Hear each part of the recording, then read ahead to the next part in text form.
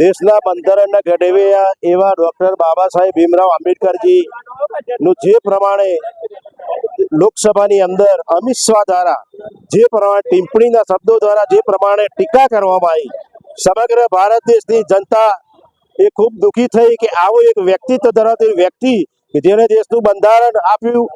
સંવિધાન આપ્યું, તમામ જાતિ જ્ઞાતિ ધર્મના લોકોનું હક મળી રહે એવી એક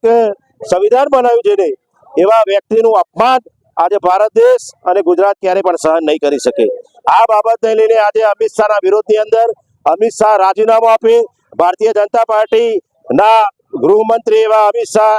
માફી માંગે બાબા સાહેબ આંબેડકરની દેશની જનતાની। એ માટે થઈને આજે અમે તમામ કોંગ્રેસ પાર્ટીના આગેવાનો, પૂર્વ ધારાસભ્યશ્રીઓ, તમામ હોદ્દેદારશ્રીઓ અરવલ્લીના મોડાસા મુકામે ધરણાનો પ્રદર્શન દ્વારા અમે અમિત શાહની ટિપ્પણીને વખોડી નાખી, સખત શબ્દોની અંદર અમે આ વિરોધ દર્શાવીએ છીએ।